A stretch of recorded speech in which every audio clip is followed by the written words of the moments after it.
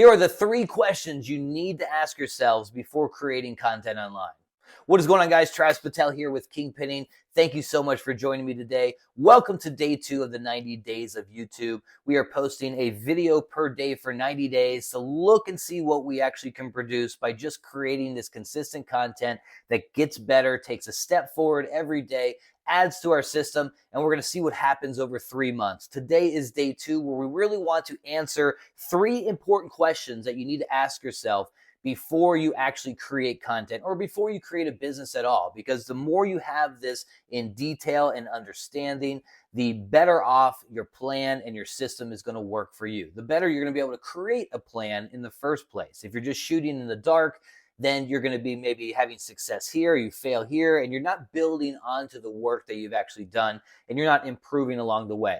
So let's go ahead and dive into the 3 questions, what it is that we need to know before creating content. Okay, so the first question we need to ask ourselves is, who are we speaking to? What is the niche, the industry? Who is the audience specifically? And most important, what are the problems they face? Right? The more you understand this, the more you can actually deliver content that gets their attention and pulls them in, builds trust, and helps them fix their problem, because that's exactly what we're trying to do when it comes to content creation or any business online or any audience attention at all.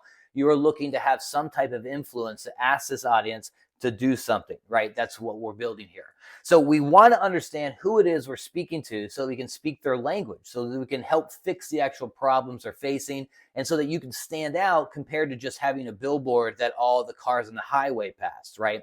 That's the beauty of internet marketing and the internet in the whole, is that we can dial in who we're speaking to and really pull out those individuals that we can actually help create influence and create a business around. So when it comes to kingpinning, we are a finance, make money online business strategy type of niche. Now, right now, the whole idea in this 90 days is just showing ways that I've made money over the past decade and a half, how I've done it online, how I build businesses, how I've helped other businesses have success, and how I'm making money today through random investments or funnels or affiliate marketing or whatever it may be. Show you guys all those different systems. But in the end game, I really want this to be more of a media news type of brand, as you'll see it kind of develop over the next 3 months. But right now, as we're starting everything from scratch in this little 90-day program, I am just starting to do it all myself. So that's the content, the angles I have. Who is our audience? Typically, it's going to be guys 25 to 55 who are looking to get out of that day-to-day grind. They want to build something themselves. We can have the individuals like influencers. We have the successful businesses themselves who maybe want to add some systems into their system, like social media marketing or email funnels or advertising. We're going very broad on our niche with kingpinning. Now, when you decide on the niche you want to tackle, especially in the beginning, you want to think about what resources you have, what knowledge you have, what systems, employees you have. Because if you're going after a market, for example, like weight loss, that's a very large, broad, competitive, very lucrative niche, but it's going to be tough to get your foot in the door, especially if you don't have a lot of budget, if you don't have a lot of knowledge, funnels, ideas about what you're doing. So you'd have a lot more success going for a more dialed pocket of the weight loss niche. So maybe the keto diet or a specific angle to weight loss. That would give you kind of a more authority, easier time connecting with the audience, showing you exactly how to create the system that grabs the attention, that turns it into a business, and then you can rinse and repeat that system to create a bunch of streams that build a river in the weight loss niche. That's where I suggest you go if you're just starting out. Another question you want to ask yourselves is, do you want it to be a niche that's lucrative, or do you want to be a niche that you understand? You got to find that balance there. What's your dream that you want to build? Now, typically your first business venture that's going to be a success and going to catapult you to real success is something that maybe is not your all-time passion, but it's making you money, and you're looking to sell that as a business down the road. Get a clean 7-8 figure payday, and then you're able to really kind of build and focus on the things that you love. That's what I've seen a lot of successful entrepreneurs. That's the route that it typically goes. So you're looking for that thing that works for you, get it working for you, focus on it, and then make that money. The second question we got to ask ourselves is, who are we? And that really comes down to, what is our brand image? How are we going to be delivering this content? Are we going to be the face of the video and we're the brand ambassador? Is it going to be PowerPoint slides? Is it going to be tutorials where you're recording your desktop? What is the style you're delivering? Are you going to be entertaining or are you going to be educational? You really got to understand exactly what kind of content you're delivering and how you're going to deliver it so you can create a quality plan, again, that you can build off of. So you want to understand the brand image, again, how you're going to deliver that content, who's going to be delivering and creating that content.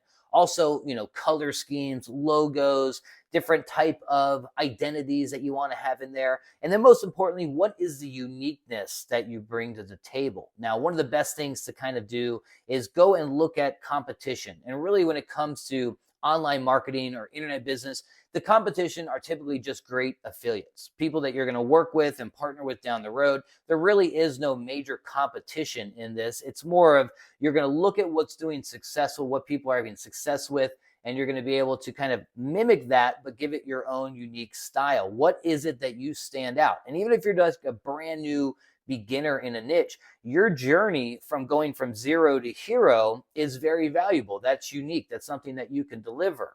So you don't have to be super entertaining all the time. I feel like that's more of a celebrity route to go. Anyone can be educational though, right? And the more dialed in that you answered question number one, the more you're going to be able to actually kind of talk to that audience and grab their attention and provide something. Be one of the group that they're in rather than someone that's maybe sticking out like a sore thumb. So that is question two, is who are we? What is our uniqueness? What are the values our brand holds and how are we delivering that? All right, the third question we got to ask ourselves is what's the actual plan? What's the end goal or what are we trying to achieve and how are we going to make it happen? Now, no matter what business or what your goal is here, you have three main parts you need to be thinking about and get in place, a system in place so that you produce the end result you're looking for. In most of our cases, we're trying to create income. We're trying to create a business here. It doesn't, if you're going to be an influencer, you're trying to get paid. If you have an e-com business, you're trying to get paid. So that's what content creation is about in most cases. How are we going to make that happen? We have to have three parts again. One, traffic. We need to have an offer and we need to have a funnel. So the traffic is the eyeballs, the audience themselves, the particular audience we're trying to capture. The offer is what we're going to give them to get money from them. And then the third piece is that funnel, which convinces the traffic that they need the offer, right? And all of these pieces can come in a variety of forms. And depending on how you answered question 1 and 2, you'll be able to determine what's the best answer for each of these. Now, Kingpinning here, we're in the general finance, make money, business type of niche. So we're going to focus on the major social platforms: YouTube, Facebook, Instagram. We could go a little bit of Twitter. You can go to LinkedIn if you're doing B2B or service type of products. Just depends on what your business is, which platforms are best for you. Now, in the 90 days of YouTube, we're going to focus YouTube as our main platform, but we want to make sure that we utilize social media. Since taking a YouTube video and turning into social media clips is so simple, we can really kind of double, triple, quadruple up on what we produce in a very short amount of time.